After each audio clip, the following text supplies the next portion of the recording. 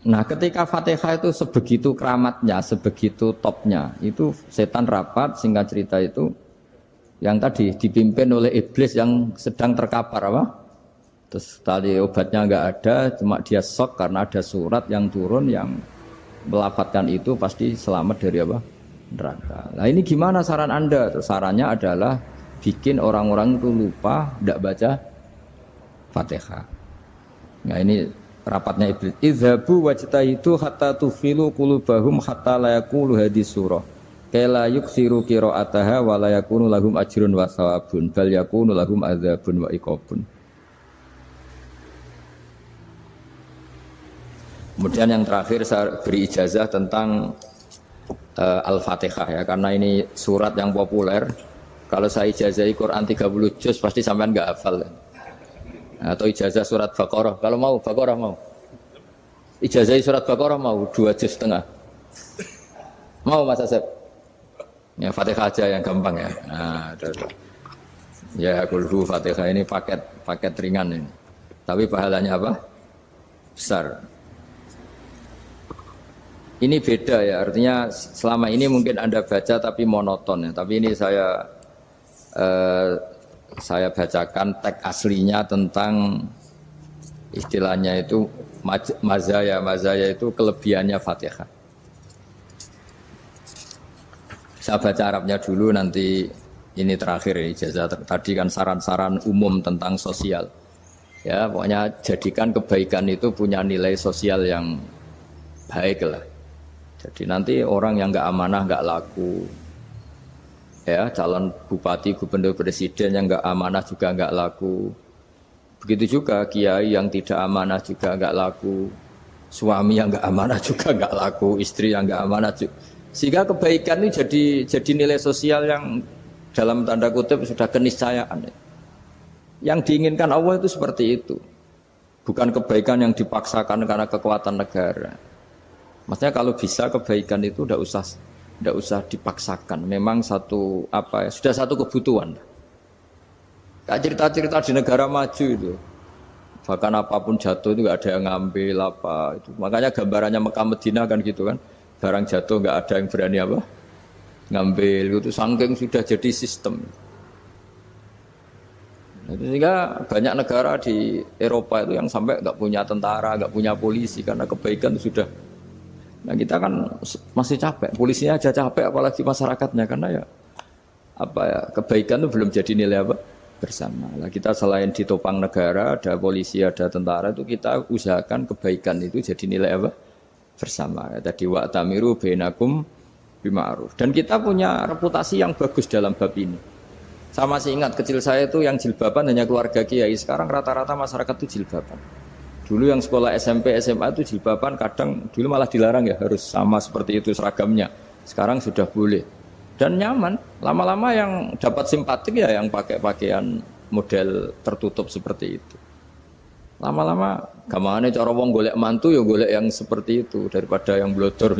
Lama-lama jadi nilai bersama. Ya ingin saya seperti itulah. Di terminal juga sama. Orang mau makan cari warung yang kelihatan ada ayat kursinya, pakai jilbab, atau paling enggak dia enggak mungkin lah nyuguhkan yang tiren atau yang haram. Kan ada garansi sosial, ada apa? Ada garansi apa? Sosial dengan penampilan yang soleh itu kan, masa iya nyuguhkan oplosan babi gitu misalnya itu. Jadi nilai sosial itu harus benar-benar jadi nilai. Sehingga negara biar enggak capek-capek. Polisi juga gak capek kan, karena tugasnya corong Jawa mau ngawat-ngawati tok, tapi sudah tidak perlu tegang karena kebaikan sudah jadi nilai bersama. Ya, ingat-ingat ya ayatnya tadi, wa'tamiru bainakum bima'ruf. Jadi kebaikan itu harus jadi nilai bersama. Iktimar itu menjadi urusan bersama.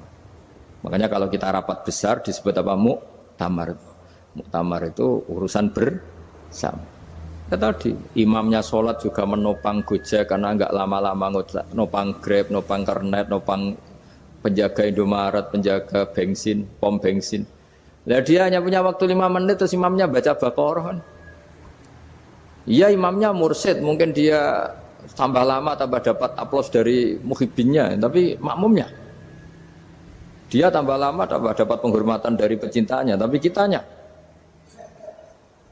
wah khusyuk wali kan dia dapat status naik lah, kita yang sudah tidak ikut jadi wali diganggu apa pekerjaannya. Kalau ada imam seperti itu sampai mufarokoh saja. Niat ya Allah sampai sini saja saya makmum orang itu. Silakan orang itu punya urusan sendiri dengan jenengan ya sudah atau salib saja apa? Nah, itu boleh kalau dalam fikih namanya apa? Mufarokoh. Mufarokoh itu niat. Tapi kamu jangan langsung selonong mufarokoh, niat dulu. Pamit sama Allah bahwa sekarang mau mufarokoh. Ya, tapi ya jadi sholat yang aneh kan, imamnya masih rukuk, kamu terus sujud, terus apa-apa selesai ya. Mungkin dalam pandangan itu orang lain ini maksudnya makmum gimana ini kok begini. Tapi sudahlah Allah Maha tahu. Insya Allah dimaklumi. Ya saya baca tentang Fatihah ya, karena sampean pasti sering baca Fatihah. Supaya apa sekaligus jadi jimat lah gitu. Jadi kalau kamu sering di jalan-jalan yang mungkin sepi atau mungkin kan tidak semua teman Grab itu nasibnya bagus yang di Semarang Jogja. Mungkin yang di Kalimantan di Papua kan ada yang 10 kilo gak ketemu rumah, ya kan? Ya lihat di TV itu kan kasihan kan. Sudah 10 kilo gak ketemu rumah, penumpangnya kewekar preman tuh kan. Ini makan orang enggak kan gitu. Kan ujiannya dua. Kalau penumpangnya cantik itu ya kecoba syahwat, kalau preman takut. Jadi orang itu selalu ujian itu. Sing sedengan itu kan jarang orang itu. Jadi kalau penumpangnya perempuan cantik ujiannya itu syahwat, kalau preman ujiannya ketakutan. Kalau orang yang lemah bawa uang ujiannya kamu ingin garong. Jadi hidup itu memang semuanya ujian. Liyabluwakum ayyukum ahsanu amala. Makanya saya sering ditanya oleh teman-teman, Gus, nah ujiannya kenal wong wedok elek piye sama, kenal wong ayu ujiane syahwat, kenal wong elek ujiane ngenyek, itu sama-sama dosa. Syahwat ya dosa, ngenyek juga dosa. Wah elek keriting untune metu ya dosa ngomong gitu. Kadang-kadang orang berpikir enak kancanan wong elek gak dosa. Kata siapa kancanan wong elek itu ya dosa karena bawaannya ngenyek. Ngenyek itu menyepelekan itu. Makanya saya itu ya nggak mau berteman sampean. Nanti kan bawaannya ngenyek atau seneng ya tidak tahu saya. Ya sudah ada takdir saja kalau ketemu ya tak ulang ngaji gitu. Tapi ini ngaji terakhir, setelah ini ngaji biasa aja, tidak usah resmi gini. Ngaji kok resmi aneh. Pokoknya nanti suatu saat kalau pandemi sudah berlalu saya akan ngaji Rebone, lalu ini ngaji. Ini ngaji yang kurang bagus karena ngatur kiai kurang berkah ini. Nanti tapi ya lumayan lah masih mau ngaji. Ngaji kok tanggal ini jam ini. Sekarang suatu saat kamu tak panggil, Mas Wahyu datang ke sini jam ini, tidak mesti bisa. Mungkin pas ada acara apa, oh, maaf ke sini pas ngecek, pas apa. Gitu. Jadi ya sudah tapi tak maafkan, enggak apa-apa. Takdir ya. Tak bacakan supaya sampean tahu keramatnya Bismillah. Nah sebelum saya bacakan Bismillah Fatihah, tak beritahu tentang ilmu tafsirnya, karena ini penting sekali. Fatihah itu dawuhnya Allah, tentu itu dawuhnya Allah. Saya ulang lagi, itu kalam Allah. Tapi yang sudah diberikan kesampaian ke kita semua. Sehingga seakan-akan itu menjadi dawuhnya kita ke Allah. Jangan salah loh ya, Fatihah itu dawuh Allah, tapi sudah diberikan ke kita. Sehingga posisi kita itu yang punya itu. Nah kenapa ini perlu dijelaskan? Karena nanti ada kalimat iyyaka na'budu wa iyyaka nasta'in. Kalau itu masih kalam Allah, berarti Allah ngomong ke kamu, ngendikan ke kamu, kepadamu aku menyembah. Masa Allah menyembah kamu? Nah sehingga ilmu tafsir itu menyelesaikan itu dulu ya. Saya ulang lagi ya, sebelum sampean sering baca Fatihah, aku yakin ya sering baca. Tapi barokahnya tidak paham itu tidak pernah janggal. Enggak paham itu ya penting supaya tidak iskal, tidak janggal. Sebetulnya di kalimat itu ada yang janggal. Kalau Fatihah itu kalimatnya Allah atau kalam Allah, bagaimana dengan kata-kata iyyaka na'budu? Masa Allah ngendikan ke kita, kepadamu kami menyembah. Masa Allah menyembah kita? Maka penyelesaiannya secara ilmu tafsir gimana? Semua ulama mengatakan, bukan satu dua, semuanya mengatakan di Fatihah itu semuanya diberi kawalan kalimat. Saya ulang lagi ya, di Fatihah itu semuanya diberi awalan kalimat qulu, katakan wahai hambaku begini. Ya, katakan wahai hambaku begini. Nah, begini ini pelajaran dari Allah yang sudah diberikan ke kita. Terus kita mengatakan bismillahirrahmanirrahim, alhamdulillahirabbil, termasuk kita mengatakan iyyaka na'budu wa iyyaka nasta'in. Jangan bayangkan Allah ngendikan ke kita. Kalau Allah ngendikan kita berarti gini, hei wahyu, ihdinas siratal mustaqim, tunjukkan saya jalan yang benar. Nah nanti kamu terus, ya Allah, Anda aja minta tolong saya minta tolong siapa kan? Jadi panjang kan? Ya, saya ulang lagi ya. Jadi itu di Ulumul Quran diterangkan gimana? Sebelum baca Fatihah, ya. Fatihah itu kalamullah, ngendikannya Allah, tapi yang sudah diajarkan ke kita dan sudah milik kita. Sehingga kalimat itu menjadi milik kita. Tapi ya kalamullah, tetap kalamullah, tapi sudah menjadi milik kita. Sudah paham ya? Ya pinter nah. Ya, karena kalau tanpa penjelasan seperti ini, Anda akan iskal. Bagaimana Allah, iskal itu janggal, bagaimana Allah mengatakan iya anak butuh. Kan jadi aneh ya? Ya, jadi tak jelaskan secara ilmiah ya. Jadi kata ulama-ulama tafsir, ayat-ayat Quran seperti ini sebetulnya dimulai dari qulu apa? Meskipun enggak dilafatkan. Itu kan sama dengan qul huwallahu ahad Muhammad, katakan kalau Tuhan itu satu. Ya namanya Quran itu kan kalam Allah, membina nabinya, membina umatnya. Makanya dikatakan atau enggak, di sini tersembunyi kata qulu, katakan. Ya. Jadi ya ibarat apa itu? Kamu ngajari anak kamu lah. Le, panggil jenengan bapak kula. Itu maksudnya anak itu, kalimat itu kalimat kamu, tapi kamu ajarkan ke anak kamu. Terus anak kamu bilang, Pak jenengan bapak kulo. Nah, ketika kamu mengatakan jenengan, bukan kamu mengatakan jenengan anakku, berarti anakmu itu bapakmu, kan lucu kan? Anak kamu ajari jenengan bapak kulo. Kamu, engkau, bapak saya. Terus anak kamu mengulang, jenengan atau kamu bapak saya. Berarti itu kalimat yang kamu ajarkan, tapi sekarang sudah milik anak kamu. Kalau itu kalimat kamu kan lucu, masa anak kamu bilang bapak. Nah itu seperti itu. Jadi ulama memberi solusi atau jawaban iyyaka na'budu wa iya, itu sebelumnya ada kata-kata qulu, katakan wahai hambaku, hubungan kamu dengan saya adalah katakan iyyaka na'budu wa iyyaka nasta'in. Terus hubungan kamu dengan saya katakan juga dalam doamu ihdinas siratal mustaqim. Jelas ya, jadi itu kalam Allah yang sudah milik kita karena diajarkan Allah untuk kita. Dong ya? Ya dong, gak jelas gak. Tapi bagus, gak jelas itu bagus. Kalau kamu jelas gak jadi digrab, jadi gubernur. Min azimi fadliha kasratu asma'iha fadail ukhra. Ini cerita dramatisnya surat Al-Fatihah. Qala Abu Hurairah radhiyallahu anhu inna iblisa ranna khina unsitat Al-Fatihah. Jadi iblis itu begitu kesakitan. Ini kitab Abwaabul Farad karangannya Syekh Muhammad Alawi, juga kutipan dari beberapa kitab. Yang jelas beliau sendiri juga ngutip dari beberapa riwayat di beberapa hadis. Halaman 123. Ketika Fatihah turun itu iblis kesakitan. Kayak orang sakit gigi lah, tersiksa sisanya karena turunnya surat apa? Al-Fatihah. Artinya kalau Anda baca Fatihah dijiwai, maka Anda melemahkan setan, melemahkan iblis.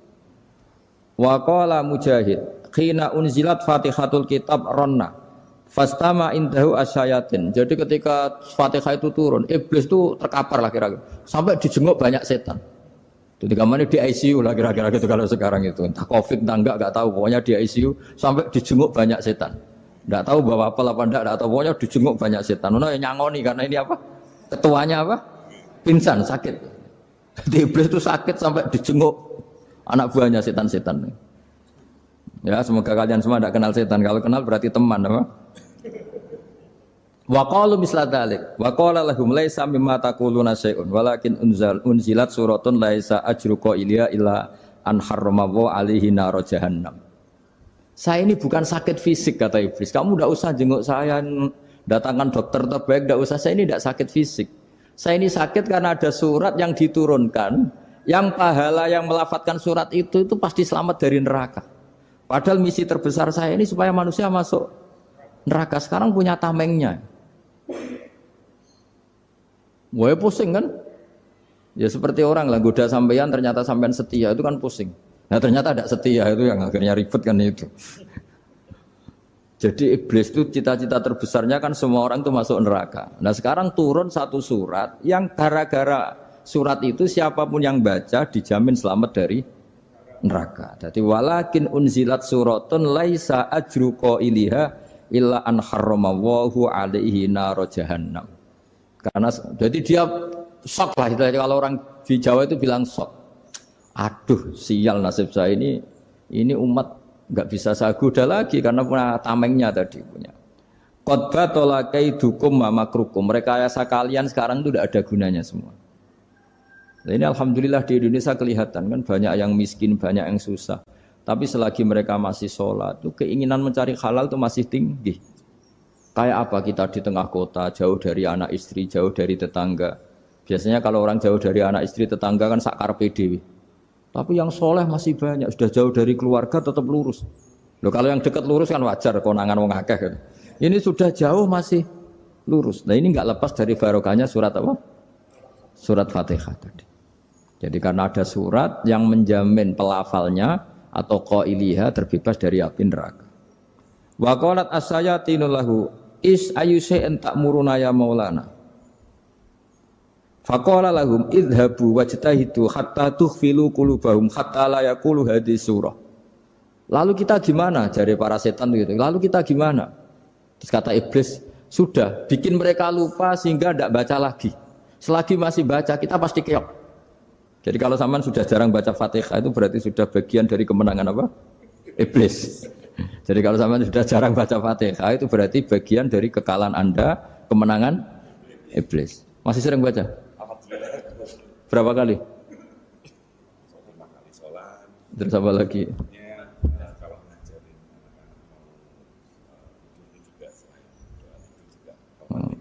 kok 5 kali tok itu? Berarti pas sholat fardu tok itu? Enggak 5 kali itu mendingan itu 17. Kamu itu ngitungnya jangan 5 ini. 5 waktu itu berarti lumayan kan? Berapa? 17 ya? Ya. 17 ya? Ya. 17 tapi kalau makmum tuh sering separuh kan, apalagi makmum tarawih. Ya kan? Makmum tarawih itu bacanya Fatihah ada yang sempurna enggak ya? Ya enggak lah. Baru alhamdulillahirabbil alamin ruku ikut ruku gitu. Makmum kan yang tarawih lah. Kalau tarawih jarang sempurna ya. Fatihahnya itu. Kan imam sudah ruku. Kamu bacanya Fatihah sampai mana? Baru setengah ya. Ya paling pas tarawih aja kan enggak sempurna ya. Apalagi kalau imamnya sing kilat tuh waduh malah. Nah, ketika Fatihah itu sebegitu keramatnya, sebegitu topnya, itu setan rapat, singkat cerita itu yang tadi dipimpin oleh iblis yang sedang terkapar apa? Terus tali obatnya enggak ada, cuma dia shock karena ada surat yang turun yang melafatkan itu pasti selamat dari apa? Neraka. Nah ini gimana saran Anda? Terus sarannya adalah bikin orang-orang itu lupa, tidak baca Fatihah. Nah ini rapatnya iblis. Idhabu wajtahidu hatta tufilu qulubahum hatta la yaqulu hadhihi surah. Kala yuksiru qira'ataha wa la yakunu lahum ajrun wa thawabun bal yakunu lahum adzabun wa iqabun.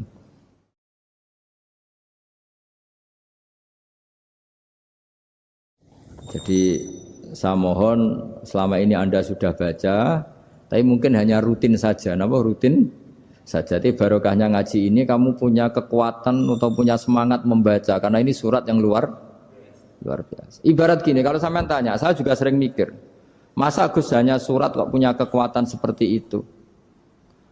Di dunia ini kata Allah, mulai Nabi Adam sampai kiamat, nggak ada yang bisa menandingi kekuatan kalimah. Kalimah itu kata-kata, nggak ada yang bisa menandingi kata-kata. Misalnya Anda nge-grab, berangkat istri cuek, berangkat cuek. Itu beda dengan ketika meskipun satu kalimat. Wes Pak, muga-muga dilindungi pangeran, mugi-mugi jenengan selamat. Itu menjadi teduh dan semangatnya luar biasa karena kayak mendapat support. Jadi kira-kira kalimat itu hubungannya kita dengan Allah Fatihah itu seperti itu. Kamu melafadzkan satu kata-kata yang dibenarkan langit bumi, dibenarkan aras, dibenarkan malaikat, dibenarkan semua penghuni di dunia ini. Sehingga tuh efeknya luar biasa. Itu seperti gini ya, kamu cerai sama istri, terus nikah lagi katut babon. 10 tahun anak kamu dididik, ibunya benci kamu. Dan memang Anda layak dibenci. Duwidek. Dan sampai nggak pernah manggil kamu Pak. Suatu saat, kamu tentu rindu kan, ingin dipanggil Bapak oleh anak kamu. Suatu saat anak ini manggil kamu Pak E. Wah itu senengnya bukan main. Hanya sebuah kata-kata. Makanya kadang-kadang orang itu tanya sama kiai, ijazah lafadz ini gunanya apa sih? Itu ijazah-ijazah itu untaian kata-kata. Yang kata-kata ini dibenarkan langit dan bumi dan aras dan para malaikat. Sehingga efeknya itu luar. Nah ibarat seperti itulah. Kamu melafadzkan Fatihah itu melafadzkan kata-kata yang dibenarkan Allah dan Rasul dan semua malaikat, semua penghuni langit. Maka ini efeknya pasti luar. Nah di sini lah orang-orang dulu itu tahu keramatnya itu. Sehingga ketika melawan Belanda, melawan Jepang dulu itu kalimat-kalimat itu menjadi mantra yang luar biasa. Doa yang luar biasa. Tapi di era modern karena orang sudah tidak ngerti itu, dianggap itu mantra, jimat, khurafat, bid'ah, waduh ribet menemal. Sebetulnya tidak seperti itu. Memang kata-kata ini kekuatannya luar biasa. Sama kesakitan hati kamu juga karena itu. Ngojek wangilan. Lha Pak di bojo kok kowe gagah tok kere. Wah, iku seling terus mesti. Padahal kalimat itu kan tidak melukai secara fisik, tapi apa kerjanya sesuk sarasa-rasen. Karena terus dengan pengadilan seperti itu kan, ngapain kerja demi perempuan yang seperti ini? Lagi-lagi kata-kata ini luar. Nah bayangkan kalau kata-kata itu adalah kalimat yang diajarkan Allah lewat Rasulnya, lewat malaikat Jibril. Kayak apa kekuatannya? Nah, kira-kira Fatihah itu gitu. Kalimat yang baik, kalimatan thayyibah diajarkan oleh Allah dan Rasul, kayak apa kira-kira kekuatannya? Pasti luar biasa. Wong support yang dikatakan istri kita, anak kita aja luar biasa, apalagi ini support yang diajarkan Allah dan Rasul. Ya makanya saya mohon kalau baca Fatihah, baca kalimat-kalimat thayyibah ketika sholat itu dijiwai. Ya misalnya Rabbana lakal hamdu mil'us samawati wa mil'ul ardi wa mil'u ma syi'ta min syai'im. Engkau zat yang layak dipuji dan pujian ini memenuhi langit dan bumi. Karena kita tahu nggak ada sejengkal di alam raya ini kecuali di situ ada rahmat Allah. Misalnya kamu bisa lewat sampai rumah saya, kamu mungkin anggap biasa saja. Coba kalau ngalami likuifaksi, tahu-tahu bumi ini ambles, bisa ngelewati yang likuifaksi itu luar. Tanyakan orang pernah ngalami likuifaksi di Sulawesi, itu melihat bumi bisa diinjak nggak ambles itu, wah luar. Zaman nggak ngalami itu sehingga lewat bumi ya biasa aja. Coba kalau ngalami seperti tidur, ya biasa aja. Coba kalau ada gempa, bahwa bumi tenang ini sudah nikmat yang luar biasa. Masa kamu ngakui nikmat nunggu digituin? Ya kan? Nah, makanya baca Fatihah dijiwai lah, bahwa ini kalimat yang luar biasa. Nah, saya teruskan. Warwa Muslimun fi sahihihi an Ibnu Abbas radhiyallahu anhuma annahu qala bainama Jibril alaihi salam qaidun dan Nabi itsami anaqidan min fawqi farafa'a ra'sahu faqala hadza babun minas sama futihal yawma lam yuftah qaddu ilal yaum fanazala minhu malakun faqala hadza malakun nazza ilal ardi wa lam yanzil qaddu ilal yauma fasallim waqal absyir binuraini qad uti tahuma lam yu'tahuma nabiyyun qablak Fatihatul kitab wa khawatimu suratil Baqarah. Jadi suatu saat Jibril ini jagongan kira-kira gitu sama Rasulullah. Tahu-tahu langit itu gemuruh. Langit gemuruh kata Jibril terus semuanya ngangkat kepala ke langit. Ini pintu langit baru ini dibuka, yang sebelumnya tidak pernah dibuka seperti ini. Turunlah malaikat, yang malaikat ini pun malaikat spesial, yang enggak malaikat murahan lah kira-kira gitu, yang enggak pernah turun ke bumi kecuali juga saat itu. Dengan penyambutan yang luar biasa, dengan semuanya tidak pernah terjadi. Hanya karena bahas surat Fatihah. Jadi ini surat yang luar biasa, pengawalannya lewat malaikat yang spesial, enggak pernah turun di bumi kecuali saat itu. Penyambutannya juga enggak pernah seperti itu, baru seperti itu. Jadi semuanya itu spesial. Nah, kenapa ini spesial? Karena di situ ada isi puja-puji kepada Allah Subhanahu wa ta'ala. Ada ikrar kita, alhamdulillah rabbil alamin, ar-rahmanir rahim. Ikrar ini penting. Kalau contoh paling gampang gitulah. Kamu punya istri selama ini cerewet terus.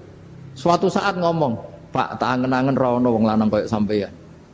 Wah, itu langsung tidak ada lelaki sebaik engkau. Itu sama senengnya, masya Allah. Karena ada ikrar dari seorang istri ke kamu. Nah, bayangkan kalau ikrar kita sebagai hamba diakui oleh Allah Subhanahu, maka ikrar ini akan dicatat sebagai kebaikan kita yang kita panen nanti di akhirat. Karena ada ikrar.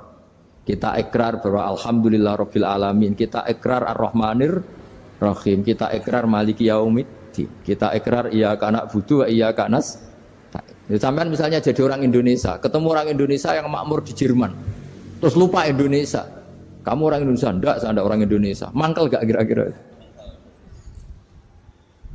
Mangkel.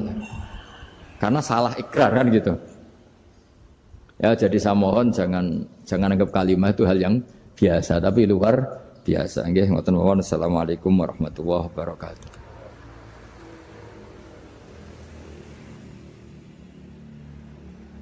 Saya berkali-kali kampanye di mana-mana lah, kampanye dan menganjurkan. Di antara catatan dalam Suhufi Ibrahim wa Musa kan ada kan di Quran itu yang dinamakan lampiran-lampiran wasiatnya Nabi Ibrahim dan Nabi apa? Musa. Itu di antara catatannya begini. Orang yang punya akal itu adalah orang yang bisa menikmati sesuatu yang baik. Misalnya gini, contoh gampang gini. Kamu punya anak pertama atau punya anak yang masih kecil, itu gendong tuh senangnya bukan main. Melihat anak sehat tuh senangnya bukan main.